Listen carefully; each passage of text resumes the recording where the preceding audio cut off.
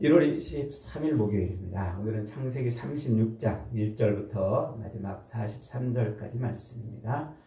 에서의 족보가 말해주는 것이라는 제목입니다. 에서의 족보가 말해주는 것.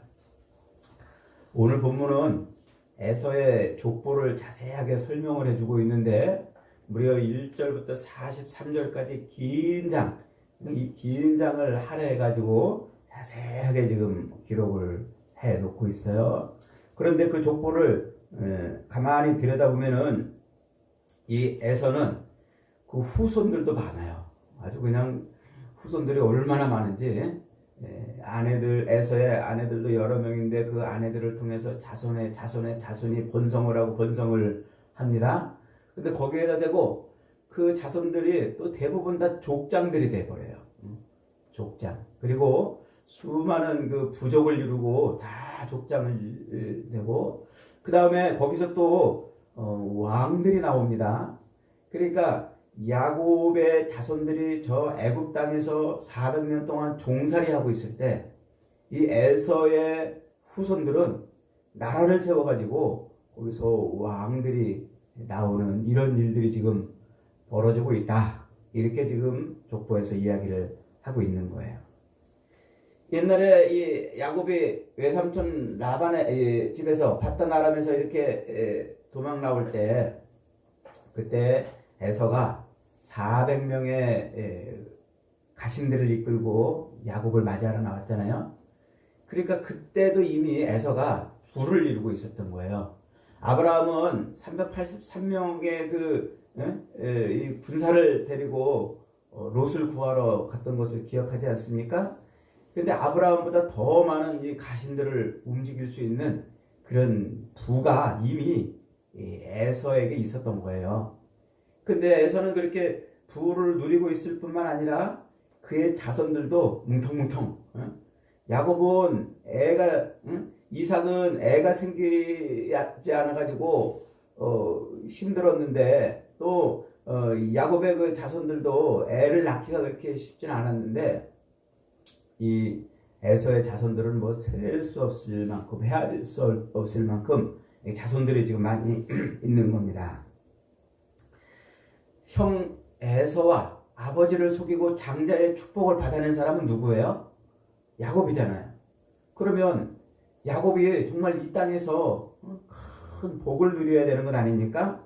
그때 아버지를 속이고 형을 속이고 아버지에게 장자의 축복을 받을 때 그 아버지 이삭의 입에서 뭐라고 예언을 하냐면, 창세기 27장 39절부터 그 아버지 이삭이 그에게 대답하여 이르되 네 주소는 땅의 기름짐이며 죄송합니다. 이 아버지의 그 축복을 엄청나게 받아 누리는데, 그런데 정작 복은, 이 땅에서의 복은 누가 얻어요? 야곱이 얻은 게 아니라 에서가 얻었단 말이에요. 그래서 야곱이 장자의 축복을 받고 도망갔을 때 에서가 쫓아와가지고 아버지 내게도 좀 복을 좀 주세요, 축복을 좀 빌어주세요. 그럴 때 이삭이 에서에게 뭐라고 말하냐면, 아버지 이삭이 그에게 대답하여 이르되 내 주소는 땅의 기름짐에서 멀고 내리는 하늘 이슬에서 멀 것이며 너는 칼을 믿고 생활하겠고 네 아우를 섬길 것이며 네가 매임을 벗을 때에는 그 멍에를 네 목에서 떨쳐버리리라 했다. 그런 저주에 가까운 예언을 들었는데 불과 40년 만에 에서는 큰 땅의 복을 누리고 있는 거예요. 그런데 야곱은 땅의 복과는 거리가 먼 삶을 지금 살고 있잖아요. 그렇다면 지금 누가 복을 받은 사람입니까?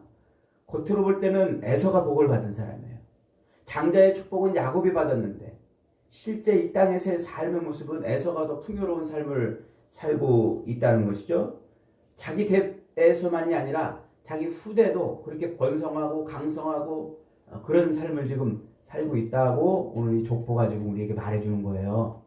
그렇다면 이 족보와 우리에게 말하려고 하는 진짜 의미가 무엇이냐, 오늘 그것을 살펴보려고 그러는 겁니다.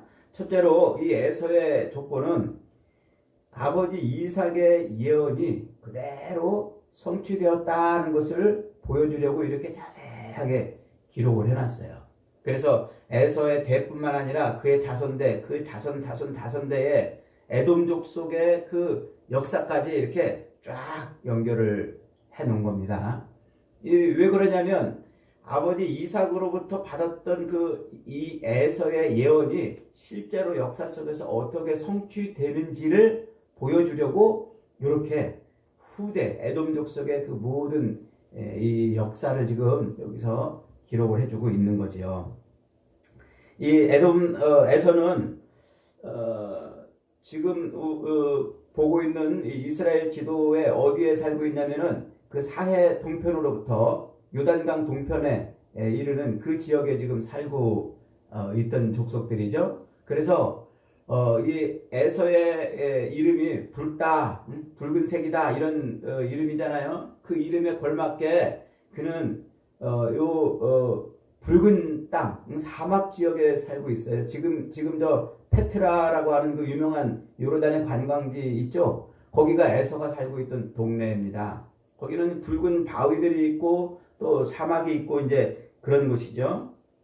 그러니까 아버지가 땅의 기름짐에서 멀고 하늘의 이슬에서 멀 것이다 이렇게 말한 그대로 에서와 그의 후손들이 사는 동네는 사막 지역이고 그리고 붉은 바위들이 있는 그런 지역인 거죠. 근데 이 지역은 또 저 밑에 이집트에서 저 북쪽 갈릴리 북쪽으로 그리고 그 위에 시리아로 이렇게 올라갈 때 이 가나안 땅으로 가기는 굉장히 어려웠어요. 거기는 높이가 700, 800m 이상 되는 산들이 이렇게 있는 그런 예루살렘 지역을 통과해야 되고 또 이렇게 가기가 좀 길이 험난했는데 그 요단강 동편 쪽으로는 아주 이 왕의 대로라고 그래가지고 길이 평평한 길이었어요. 그러니까 그 지역에 이제 이 에서와 에서의 후손들이 살고 있는데 그 지역으로 그렇게 평평한 길이니까 밑에 이집트에서 저 북쪽 시리아로 이렇게 대상들이 넘어갈 때 그 실크로드의 물건들을 가지고 이제 넘어다닐 때 그때 그 에서의 후손들은 거기서 그런 대상들을 탈취하고 물건을 빼앗고 그렇게 삶을 살아요. 그러니까 칼에 의지해서 살리라는 그 말 그대로 아버지의 말대로 그렇게 이제 그들이 칼에 의지해서 사는 것이죠. 그 실제로 이스라엘 백성들이 애굽에서 출애굽해가지고 그 가나안 땅에 들어가기 위해서 그렇게 옆으로 이렇게 돌아가는데 그 에돔 지역을 돌아가지 않았습니까? 그때 그 에돔 지역에 에돔 족속들이 나타나가지고는 이스라엘을 탈취하고 그들을 물건을 빼앗으려고 그러죠. 그래서 할 수 없이 그 길로 가지 못하고 딴 길로 이제 돌아가는 일이 이제 벌어지게 됩니다. 칼을 믿고 생활하리라. 그 아버지 이삭의 예언이 성취되는 것을 볼 수가 있어요.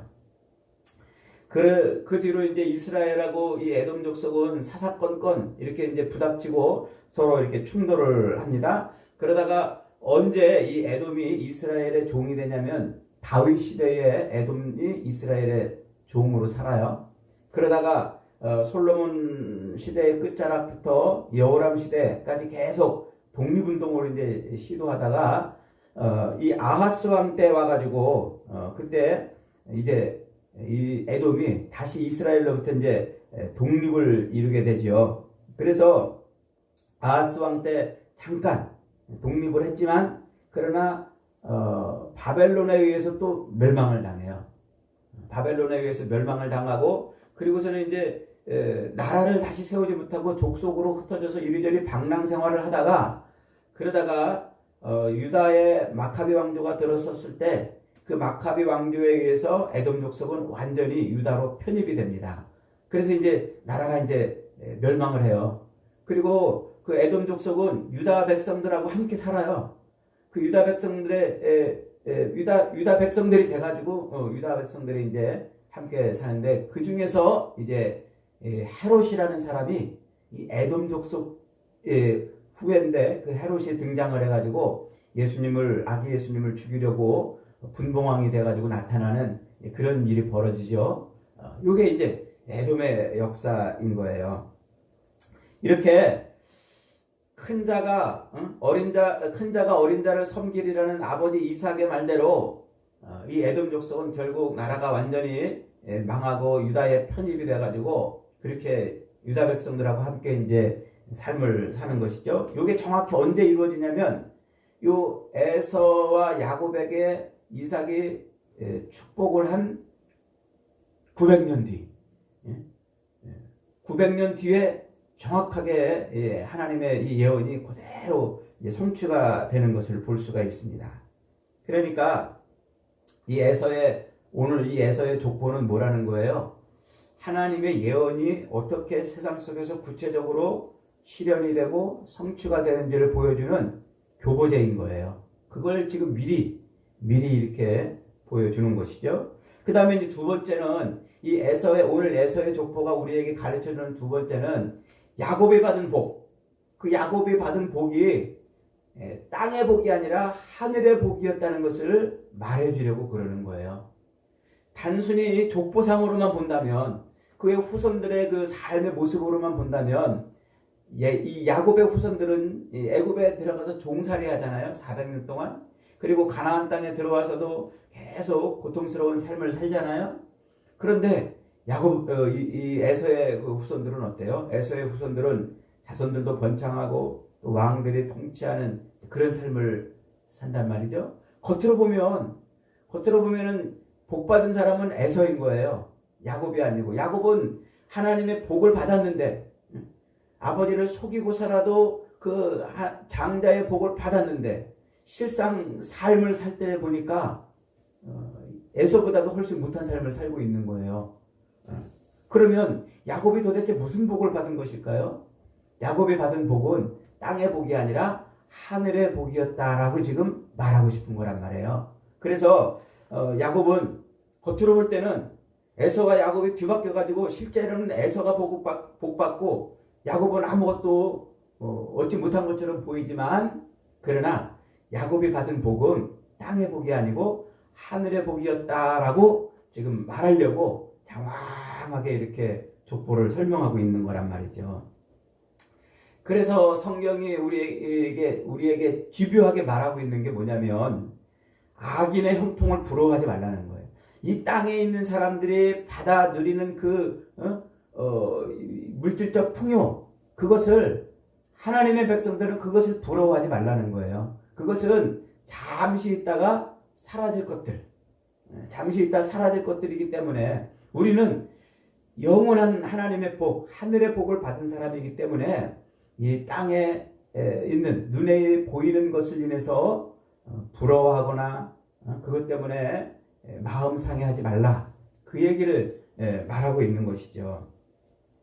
그래서 시편 73편에 가면은요, 아주 재미있는 시가 한 편이 나오는데, 아삽이라는 사람이 쓴 시가 나와요. 그 아삽이라는 사람이 이렇게 시를 쳐서 노래를 하는데, 자기가 이렇게 살다 보니까 자기는 열심히 하나님을 잘 섬기는 그런 사람인데, 이렇게 보니까 자기 주변에 하나님을 안 믿고 하나님과 상관없이 사는 사람들이 훨씬 잘 사는 거예요.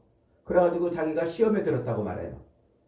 자기는 하나님 앞에 막 열심히 기도하면서 하나님 나에게 이런 복을 주시고 저런 복을 주세요 하고 기도했는데 하나도 안 주시고, 저 사람들, 하나님을 믿지도 않는 사람들은 구하지도 않는 것 같은데 그냥 막 이 땅에 복이 막 부어지는 그 모습을 보고서는 시험 들어가지고 자기가 하마터면 실족할 뻔했다 이렇게 노래를 해요. 그런데 그러던 그가 그 삶에 다른 사람들, 그 하나님을 믿지 않는 사람들이 사는 그 삶을 가만히 이렇게 보다가 뭘 깨달았어요. 뭘 깨달았냐면 73편 17절로 19절에서 하나님의 성소에 들어갈 때야 저희 결국을 내가 깨달았나이다. 주께서 참으로 저희를 미끄러운 곳에 두시며 파멸에 던지시니 저희가 어찌 그리 졸지에 황폐되었는가. 놀람으로 전멸하였나이다. 이 아삽이 언제 깨닫냐면은 하나님의 성소에 들어갈 때 깨달았다는 거예요. 하나님의 성소에 들어갈 때라는 말은 하나님을 자기가 볼 때라는 말이에요. 자기가. 이게 실제로 그가 천국에 올라가서 하나님을 본 것을 말하는 것인지 아니면 이 땅에 있는 동안에 하나님을 체험한 것인지 명확하게는 알 수 없습니다만 아마 살아있는 동안에 씨를 지은 걸로 봐서 이 땅에 있는 동안에 하나님을 체험한 거예요. 그렇게 면전에서 하나님 면전에서 하나님을 보니까 그때 깨달았다는 거예요. 아하, 저 황폐한 자들, 저 하나님을 믿지 않는 자들이 저렇게 부유하고 의리의리 대궐 궁궐 같은 집을 짓고 사는 그것은 가만히 보니까 이 비탈면 이 경사면에 지은 거라는 거예요. 조금 있으면 훅 하고 내려간다는 거죠. 무너져 내린다는 것이죠. 근데 그 무너져 내림이 졸지에 그렇게 될 거라는 말이에요. 순식간에.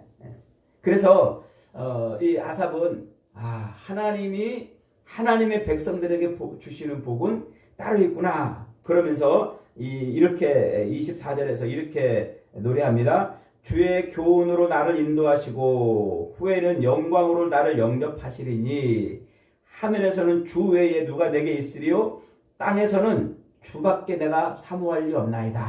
이렇게 노래를 해요. 그러니까 악인들이 형통하고 잘 먹고 잘 사는 그 모습을 보다가 실족할 뻔했다가 하나님을 만나고 나서야 비로소 저것들은 순식간에 없어질 것들이고 하나님은 나에게 놀라운 복을 준비해 놓고 계시구나. 그래서 그 복을 인해서 이 땅을 살아가는 나는 복 있는 존재로다. 이렇게 노래를 했단 말이죠. 그러면서 마지막에 이렇게 노래해요. 하나님께 가까이 함이 내게 복이라. 내가 주 여호와를 나의 피난처로 삼아 주의 모든 행사를 전파하리로다. 하나님께 가까이 가는 게 내게 복이라. 땅에 있는 물질을 얻어 누리는 게 내게 복이 아니고 하나님께 가까이 가는 것이 복이라. 이렇게 노래를 하는 거죠. 이게 성경이 말하고 있는 복에 대한 개념이란 말이에요. 그래서 다윗도 시편 여러 군데에서 똑같은 얘기를 해요. 똑같은. 악을 행하는 자들 때문에 불평하지 말라. 불의를 행하는 자들을 시기하지 말지어다. 그들은 풀과 같이 속히 배임을 당할 것이며 푸른 채소같이 쇠잔할 것이니라. 그러니까 이 땅에 있는 땅에서 잘 먹고 잘 사는 그 악한 자들, 하나님과 상관없는 자들의 그 형통함을 부러워할 게 없다는 거예요. 그들은 이미 베어진 풀처럼 금방 시들어 말라버릴 것이기 때문에 그렇다는 것이죠. 구약 성경에 하박국 선지자도 그런 경험을 하잖아요. 하박국 선지자도 이렇게 자기가 이렇게 쭉 보니까 하나님을 믿지 않고 하나님을 대적하는 자들이 오히려 자기보다 훨씬 더 잘 살고 승승장구하는 것 같아 해가지고 하나님 앞에 이제 하나님 도대체 왜 하나님 믿는 우리는 이렇게 힘들고 고통스러운데 하나님 안 믿는 저들은 저렇게 잘 나갑니까? 이렇게 물어보잖아요. 하나님 앞에. 그랬더니 하나님이 뭐라고 말씀하시냐면 여호와께서 내게 대답하여 이르시되 너는 이 묵시를 기록하여 판에 명백히 새기되 달려가면서도 읽을 수 있게 하라. 사람들이 달려가면서도 볼 수 있게 크게 판에 새겨놓으란 말이죠. 이 묵시는 정한 때가 있나니 그 종말이 속히 이르겠고 결코 거짓되지 아니하리라. 그 묵시가 하나님의 계시가 반드시 성취될 거란 말이에요. 비록 더딜지라도 기다리리라. 지체되지 않고 반드시 응하리라. 보라 그의 마음은 교만하여 그 속에 정직하지 못하나. 악한 자들은 교만하여 바르게 살 수 없지만 의인은 믿음으로 말미암아 살리라 하고 이렇게 하나님이 말씀하세요. 그게 의인은 믿음으로 말미암아 살리라. 이 말이 여기서 나오는 거예요. 이 세상에 하나님 안 믿는 형통한 자들 부러워하지 말고 의인은 뭘로 살아라? 믿음으로 살아라. 믿음으로. 지금 야곱이 그렇게 살았다는 거예요. 야곱이. 하나님의 택한 백성. 이 야곱은 하나님께서 하늘에 복을 주시고 하나님이 그 야곱에게 계속해서 지금까지 뭘 계속 부어주셨어요? 믿음을 부어주시잖아요. 인간적인 꾀와 수단과 방법으로 땅에 있는 것을 하나님이 주신 그 복을 땅에 있는 것을 얻는 것이라고 착각해서 땅의 것을 얻으려고 애쓰고 몸부림쳤던 그 야곱을 하나님이 끝내 어떻게 하세요? 그를 믿음으로 끌고 가시잖아요. 그래서 그가 베델에 와가지고 어떻게 합니까? 결국은 하나님의 그 언약을 다시 확인하고 하늘의 백성으로 자기 삶이 완전히 바뀌잖아요. 그래서 야곱에서 이름이 이스라엘로 바뀌었단 말이에요. 이게 하나님의 복을 받은 사람이란 말이죠. 그래서 그 야곱은 그 베델 이후의 삶이 하나님의 그 언약을 붙들고 사는 삶으로 바뀌었다. 그래서 어저께 우리가 그 베델에서 이어져 가지고 이삭이 죽었다 하는 걸로 끝이 났다고 그랬잖아요. 하나님의 이삭이 예언한 그 예언이 성취가 되고 있다는 것을 보여주는 거란 말이에요. 그러니까 야곱이 받은 복은 뭐라는 거예요? 땅의 복이 아니란 말이에요. 하늘의 복. 그것을 잊어버리면 안 된다는 거예요. 그래서 그 하늘의 복을 받은 사람은 그 하늘의 복을 끝내는 성취하기 위해서 뭘로 산다? 믿음으로 산단 말이에요. 믿음으로. 하나님이 그로 하여금 믿음으로 살게끔 그를 끌고 간단 말이에요. 그러므로 이 땅을 사는 동안 우리가 하나님의 선택된 자들이고 하늘의 복을 받은 사람이라면 우리는 땅에 있는 복을 얻으려고 야곱처럼 잔꾀를 써서 사는 인생이 아니라 하나님이 끝내 그를 이스라엘로 만들어 놓으신 것처럼 뭘로 살아요? 믿음으로 사는 거예요. 믿음으로. 이게 오늘 본문이 말하려고 그러는 겁니다. 여러분, 하나님은요, 이 땅의 죄인들을 구원하시기 위해서, 자기 백성들을 구원하시기 위해서 이 땅 역사를 굴려가고 계세요. 이 땅의 역사가 그냥 망하면 안 되잖아요. 그래서 이 땅의 역사를 굴려가시기 위해서 일반 은총을 부어주세요. 여러 가지 햇볕도 주시고 물도 주시고 풍요로운 삶을 살 수 있도록, 그러는 가운데 이 세상을 그렇게 굴려가는 가운데 자기 백성들을 선택해서 골라내서 그들로 하여금 끝내 하늘의 복을 받을 수 있도록 믿음으로 끌고 가신단 말이에요. 그러니까 잠시 있다가 하나님이 선택한 자기 백성들을 다 구원해가지고 세상을 불태울 때 잠시 있다가 불태워지는 그 세상 것에 꽂혀 사는 게 아니고 우리를 영원한 하나님 나라로 이끌어 가시는 그 하나님께 꽂혀서 믿음으로 살아야 된단 말이에요. 그래서 세상 것을 바라볼 때 저것도 갖고 싶고 저것도 부럽고 저 사람 좀 하나님 안 믿는데도 잘 사네, 나도 저렇게 살고 싶어 라는 이 유혹과 시험이 밀려올 때 우리는 그 유혹과 시험에 넘어지는 게 아니라 뭘로 살아요?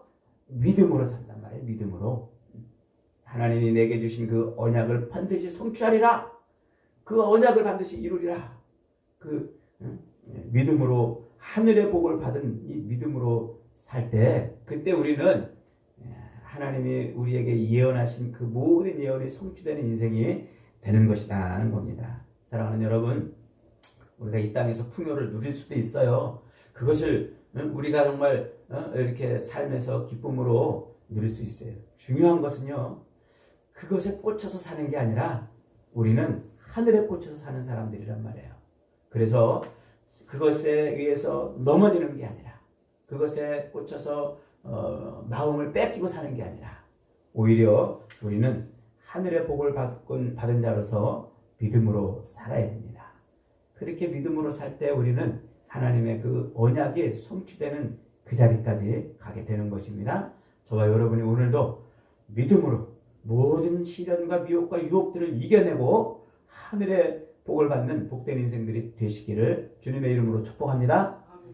아멘. 말씀 붙들고 기도합니다. 하나님,